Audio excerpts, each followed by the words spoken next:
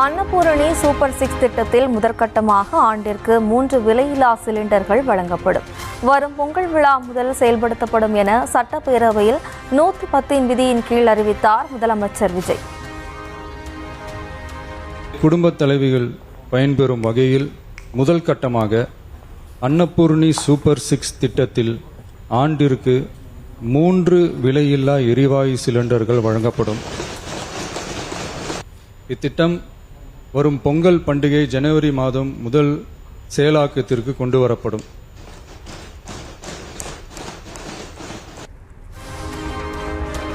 ஆண்டு வருமானம் 2.5 லட்சத்திற்கு மிகாமல் உள்ள பொருளாதாரத்தில் பின்தங்கிய மகளிர் பயன்பெறும் வகையில் விலையில்லா சிலிண்டர்கள் வழங்கும் திட்டம்.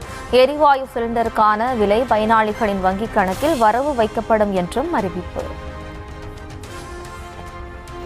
ஆண்டு வருமானம் ரூபாய் 2.5 லட்சத்திற்கு மிகாமல் உள்ள பொருளாதாரத்தில் பின்தங்கியுள்ள குடும்பத்தினர், சிறு குறு விவசாய குடும்பத்தினர், மாற்றுத்திறனாளி குடும்பத்தினர் போன்ற சமூகத்தில் உள்ள நலிந்த குடும்பத்தினர் பயனடைவார்கள். இத்திட்டத்தினை செயல்படுத்துவதற்கான ஆயத்த பணிகள் துவங்கப்பட்டுள்ளது. எரிவாயு சிலிண்டருக்கான விலை பயனாளிகளின் வங்கி கணக்கில் நேரடியாக வரவு வைக்கப்படும். இத்திட்ட பயனாளிகள் எரிவாயு சிலிண்டர் பதிவு செய்து சிலிண்டர் பெற்றவுடன் எண்ணெய் நிறுவனங்களிடமிருந்து பட்டியல் பெற்று சிலிண்டருக்கான விலை பயனாளிகளின் வங்கி கணக்கில் வரவு வைக்கப்படும்.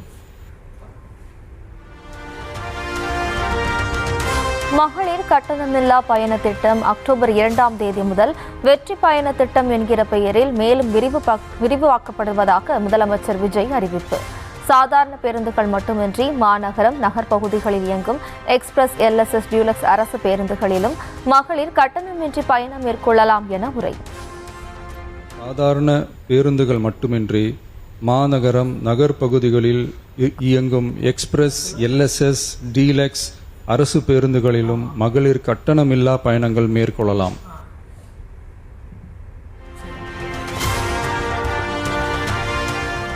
புறநகர் மற்றும் மலைப்பகுதிகளில் சாதாரண கட்டண பேருந்துகளிலும் கட்டணமின்றி மகளிர் பயணிக்கலாம். மாவட்டங்களிடையே பயணம் மேற்கொள்ள ஏதுவாக முதலமைச்சர் விஜய் அறிவிப்பு. மேலும் கூடுதலாக மாவட்டங்களுக்கிடையே பயணம் மேற்கொள்ள ஏதுவாக புறநகர் மற்றும் மலைப்பகுதிகளில் சாதாரண கட்டண பேருந்துகளிலும் மகளிர் கட்டணமில்லா பயணங்கள் மேற்கொள்ளலாம்.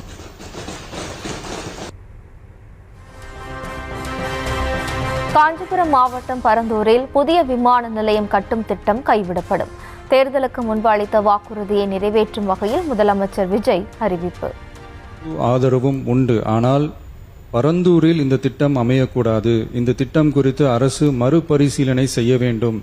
குறைவான விவசாய நிலங்கள் பாதிக்கப்படும் வகையிலும் மக்களின் வாழ்வாதாரம் பாதிக்காத வகையிலும் மாற்று இடத்தை தேர்வு செய்ய வேண்டும் என தெரிவித்திருந்தேன்.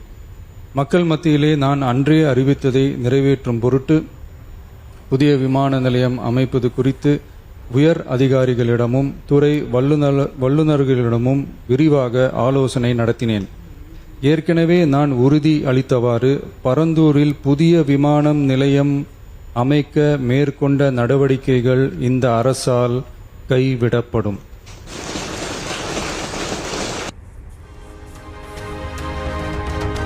புதிய விமான நிலையம் அமைப்பதற்கான இடம் விரைவில் இறுதி செய்யப்படும் என முதலமைச்சர் அறிவிப்பு. விவசாய நிலங்கள் மக்கள் பாதிக்காத வகையில் இடம் தேர்வு செய்யப்படும் என்றும் உறுதி. துறை சார்ந்த வல்லுநர்கள் மற்றும் கல்வியாளர்கள் ஆகியோர்களிடம் கலந்தாலோசித்து விவசாய நிலங்கள் மற்றும் குடியிருப்புகளுக்கு பெரிய அளவில் பாதிப்பு ஏற்படாதவாறு புதிய விமான நிலையம் அமைப்பதற்கான பொருத்தமான சில மாற்று இடங்கள் தேர்வு செய்யப்பட்டுள்ளன. அவ்விடங்களில் தொழில்நுட்ப ரீதியான சாத்தியக்கூறுகளை சம்பந்தப்பட்ட துறைகள் மூலம் விரிவான ஆய்வு மேற்கொண்டு புதிய விமான நிலையத்திற்கான இடம் விரைவில் இறுதி செய்யப்படும். சென்னை மீனம்பாக்கம் விமான நிலையம் மேலும் விரிவாக்கம் செய்யப்படும் என முதலமைச்சர் விஜய் அறிவிப்பு. வடமேற்கு பகுதியில் ஆண்டிற்கு கூடுதலாக 20 மில்லியன் பயணிகளை கையாளக்கூடிய புதிய முனையம் அமைக்க நடவடிக்கை எடுக்கப்படும் என்றும் உரை செய்யப்படும். இதற்கிடையில் சென்னை மீனம்பாக்கம் விமான நிலையத்தை மேலும் விரிவாக்கம் செய்து அதன் வடமேற்கு பகுதியில் ஆண்டுக்கு கூடுதலாக 20 மில்லியன் பயணிகளை கையாளக்கூடிய டெர்மினல் 5 என்ற புதிய பயணிகள் முனையம் அமைக்க ஏர்போர்ட்ஸ் அத்தாரிட்டி ஆஃப் இந்தியாவுடன் இணைந்து அணுகுசாலை மற்றும் மேம்பாலம் அமைப்பதற்கான நடவடிக்கைகள் மேற்கொள்ளப்படும். பரந்தூர் விமான நிலைய திட்டம் ரத்து செய்யப்பட்டது குறித்து விவாதிக்க கோரி பேரவையில் திமுக முழக்கம். சபாநாயகர் அனுமதி அளிக்காததால் வெளிநடப்பு. விதியை படித்து விட்டேன், இந்த விதிப்படி தான் நடப்பேன், மாற்றம் கிடையாது. நீங்கள் எதிர்த்து குரல் கொடுப்பதாக இருந்தால் தாராளமாக நீங்கள் வெளியே சென்று குரல் கொடுக்கலாம். அவைக்குள்ளே நான் இதை அனுமதிக்க முடியாது.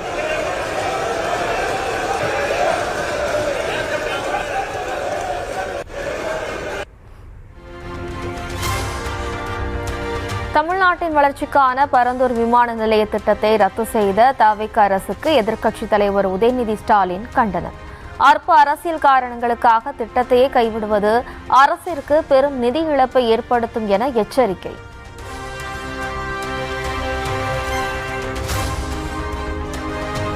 கடந்த திமுக ஆட்சியின் போது பள்ளி அனுமதிக்காக லஞ்சம் வாங்கப்பட்டதாக அமைச்சர் மரியா வில்சன் பகீர் குற்றச்சாட்டு. சென்னை டி நகரில் முன்னாள் அமைச்சர் அன்பில் மகேஷிடம் தானே லஞ்சம் கொடுத்ததாகவும் அதிர்ச்சி புகார். அது டாக்குமெண்ட் எவிடன்ஸ் வந்துட்டு போகுது. இங்க நானே ஒரு எவிடன்ஸ் தான், நானே ஒரு சாட்சி தான். ஃபார்மர் எஜுகேஷன் மினிஸ்டர் அவர் சபையில் இல்லை, அப்படி இருந்தால் சொல்லியிருக்கணும். பட் வேறு வழி கிடையாது. நான் டிஸ்க்ளோஸ் பண்ணக்கூடாதுன்னு நினச்சேன், அவர் வழி இல்லை. கடந்த 3 நாட்களாக இந்த சப்ஜெக்ட் இப்படி சுற்றிக்கிட்டே இருக்கு. இதுக்கு ஒரு முற்றுப்புள்ளி வச்சு ஆகணும். நாளைக்கு வேணால் அவங்க கேஸ் போட்டுக்கிட்டோம், டிஃபமேஷன் கேஸ் போட்டுக்கிட்டோம், இல்லை என்கொயரி போட்டு நானே வரேன், டைரெக்டாக வந்து அவரை ஃபேஸ் பண்ணலாம். எந்த இடத்துல, எந்த டி நகரில், எந்த இடத்துல, குளோபல் அப்படின்னு ஒரு இடத்துல எவ்வளோ அமௌண்ட் கொடுத்தோம் எல்லாம் நானே சொல்ல முடியும், எல்லாரையும் சொல்ல முடியும், கிளியராக அமௌண்ட் சொல்ல முடியும். இதுதான் சாட்சி. நான் சொல்லக்கூடாதுன்னு நினச்சிக்கிட்டு இருந்தேன் சார், நான் சொல்லக்கூடாதுன்னு நினச்சிக்கிட்டு இருந்தேன். வேற வழியே கிடையாது. ஒரு கட்டத்துக்கு அப்புறம் மைனாரிட்டி இன்ஸ்டிடியூஷனுக்கு எவ்வளோ அமௌண்ட் வாங்கினீங்க, இது எல்லாம் நானும் சொல்ல முடியும். கூட்டணி கட்சிகளால் தான் திமுக இதுவரை வெற்றி பெற்றதாக அமைச்சர் ஆதவ் அர்ஜுனா சாடு. கூட்டணி கட்சிகளின் தயவினால் தான் எதிர்க்கட்சி அந்தஸ்து கூட திமுகவிற்கு கிடைத்ததாகவும் பேச்சு.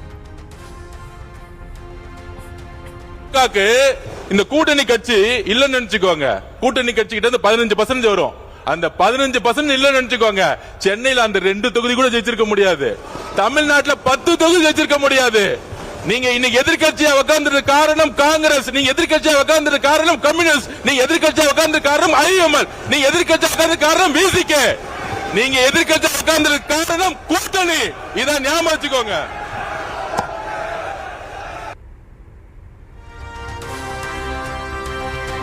அவ்வளவு ரோஷம் இருந்தால் கூட்டணி கட்சிகளை வெளியே அனுப்பிவிட்டு தனியாக நின்று ஆட்சி நடத்துங்கள். அமைச்சர் ஆதவ் அர்ஜுனாவுக்கு திமுக முன்னாள் அமைச்சர் KN நேரு பதிலடி. எங்களுடைய கூட்டணியிலிருந்து வெற்றி பெற்றவருடைய ஆதரவோடு தான் நீங்கள் இன்றைக்கு ஆட்சி அமைத்திருக்கிறீர்கள். அதை செஞ்சு உங்களுக்கு அவ்வளவு ரோசமா தனியா நின்னா அவரை வெளியே அனுப்பிச்சு விட்டு ஆட்சி வந்தீங்க. ஏன் வெளியே, ஏன் அவர் வந்து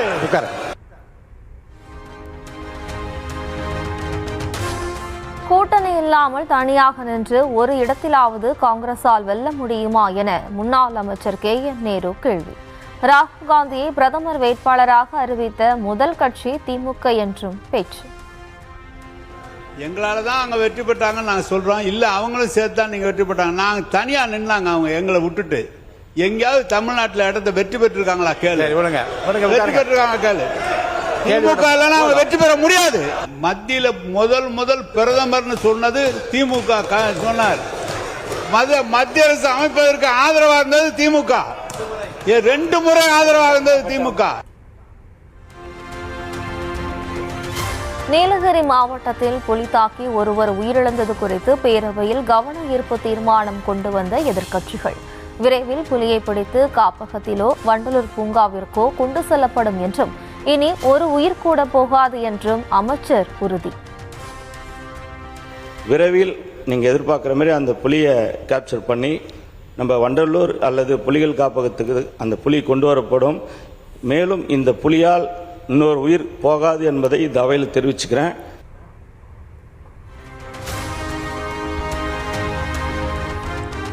சட்டப்பேரவையில் உறுப்பினர்களின் முதல் பேச்சை கன்னி பேச்சு என கூறுவதை நிறுத்த சௌமியா, லதா ஆகியோர் வலியுறுத்தல். ஆணாதிக்க சொல்லான கன்னி பேச்சு என்பதற்கு மாற்றாக அறிமுக உரை என்று பயன்படுத்த அறிவுறுத்தல். கன்னி பேச்சு என்ற வார்த்தைக்கு பதில் அறிமுக உரை இல்ல முதல் உரை என்ற வார்த்தையை பிரயோகப்படுத்தினால் நன்றாக இருக்கும் என்று வேண்டி கேட்டுக்கொள்கிறேன். ஒரு ஆணாதிக்கத்தினுடைய சிந்தனையை வெளிப்படுத்தக்கூடிய ஒரு விதமாக இருக்குது அப்படிங்கறத நான் பதிவு பண்றேன். அந்த கன்னி பேச்சுன்றத அவை குறிப்பில இருந்து நீக்கணும் அப்படிங்கறதையும் நான் கேட்கிறேன். தண்ணீர், தீவனங்கள், பராமரிப்பு உள்ளிட்டவற்றின் செலவு அதிகரித்துள்ள போது பால் கொள்முதல் விலை மட்டும் ₹3 உயர்த்தினால் போதுமா என EPS கேள்வி. அதிகமாகி போச்சு, பராமரிப்பு செலவு அதிகமாகிவிட்டது. அதனால பால் உற்பத்தியாளர்கள் அரசு அறிவித்த அந்த விலை போதாது, இன்னும் கூடுதலாக பால் உற்பத்தியாளர்கள் கொள்முதல் விலையை உயர்த்த வேண்டும் என்று தமிழ்நாடு முழுவதும் ஆர்ப்பாட்டம் நடத்தி கொண்டிருக்கிறார்கள். தேர்தல் அறிக்கையில் தெரிவித்தபடி லிட்டருக்கு ₹44 அளிப்பது தொடர்பாக ஆலோசித்து முடிவெடுக்கப்படும் என அமைச்சர் உறுதி. பால் கொள்முதல் விலையை லிட்டருக்கு 44 உயர்த்தி வழங்குவது தொடர்பாக மாண்புமிகு தமிழக முதல்வர் அவர்களுடன் இணைந்து ஆவின் நிறுவனத்தின் நிதிநிலை மற்றும் பால் உற்பத்தியாளரின் நலன் ஆகியவற்றை கருத்தில் கொண்டு பரிசீலித்து உரிய நல்ல முடிவு மேற்கொள்ளப்படும் என்பதை இந்த அவையின் மூலம் தெரிவித்துக் கொள்கிறேன். பரந்தூர் விமான நிலையத்தை கைவிடுவது தமிழ்நாட்டின் வளர்ச்சியை படுகொலியில் தள்ளிவிடும் என MK ஸ்டாலின் எச்சரிக்கை. அற்ப அரசியல் காரணங்களுக்காக தமிழ்நாட்டின் நலனை அடகு வைக்கக்கூடாது என்றும் அறிக்கை.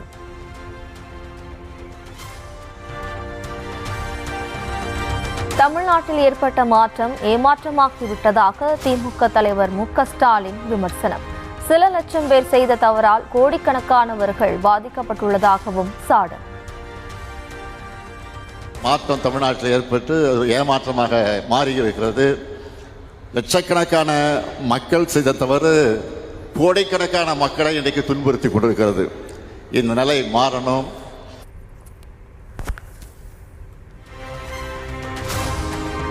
கொளத்தூர் தொகுதியில் தவிக வேட்பாளர் வெற்றி பெற்றதை எதிர்த்து முன்னாள் முதலமைச்சரும் திமுக தலைவருமான MK ஸ்டாலின் வழக்கு. 6 வாக்குச்சாவடிகளில் பதிவான வாக்குகள் மற்றும் விவிபேடுகளை ஒப்புகை சீட்டுகளுடன் ஒப்பிட்டு பார்த்ததில் பல்வேறு முறைகேடுகள் கண்டறியப்பட்டுள்ளதாக மனு.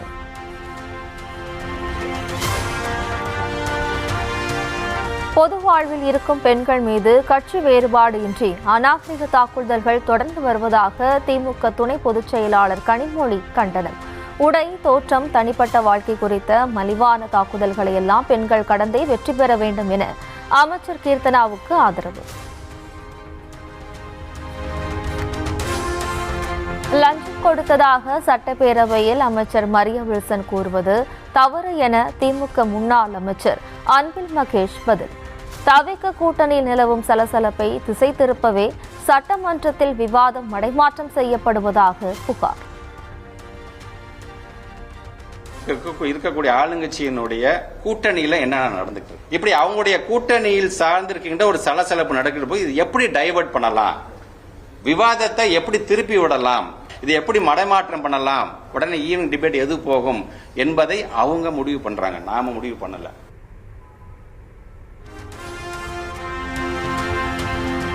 சமூக வலைதளங்களில் திமுக MP கனிமொழியை குறிவைத்து அக்கட்சியின் TRP ராஜா அணியினர் விமர்சனம். திமுகவில் அதிகாரமிக்க பதவி வேண்டும் என கனிமொழி கேட்டதாக செய்தி வெளியானதால் குறிவைப்பு.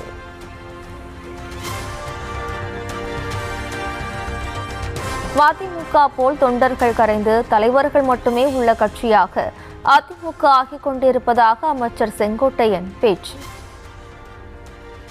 நான் இன்றைக்கு சொல்கிறேன், கொஞ்ச நாள்ல சில கட்சி தலைவர் மட்டும்தான் இருப்போம். அவன் சொல்லிட்டாங்க மதிமுக மாதிரி நாங்கள் நடத்தக்கூடாது, நாங்கள் அதே மாதிரி இருக்காங்க. 10 பேர் இருந்த போது கட்சி இருந்த போது எனக்கு கட்சி கம்பெனியா இருந்த போது நான் அதை வச்சுட்டு சவாலிச்சு வந்தேன்.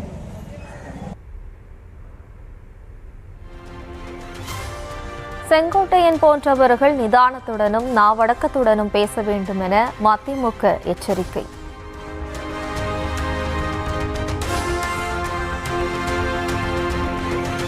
பரந்தூர் விமான நிலைய திட்டம் கைவிடப்படும் என்ற முதலமைச்சரின் அறிவிப்புக்கு ஏகனாபுரம் சிற்றூர் மக்கள் வரவேற்பு.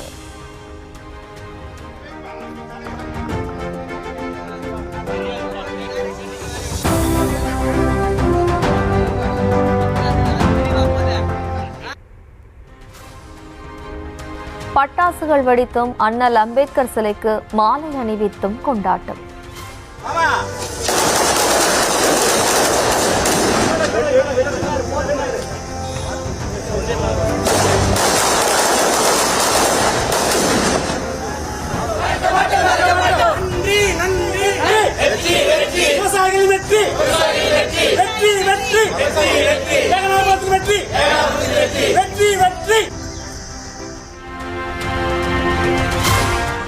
காவிரி ஆற்றில் தமிழ்நாட்டிற்கு உரிய நீரை வழங்குவதில் கர்நாடகாவுக்கு என்ன பிரச்சனை என உச்சநீதிமன்றம் கேள்வி. திறக்கப்பட்ட நீர் மற்றும் பெறப்பட்ட நீரின் அளவை அறிக்கையாக தாக்கல் செய்யவும் ஆணை.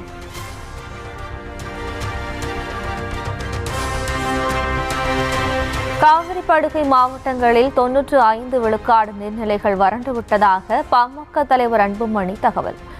மாநிலத்தில் 10,000 ஏரிகளில் நீர் இல்லை என்பதால் வறட்சி மாநிலமாக அறிவிக்கவும் வலியுறுத்தல்.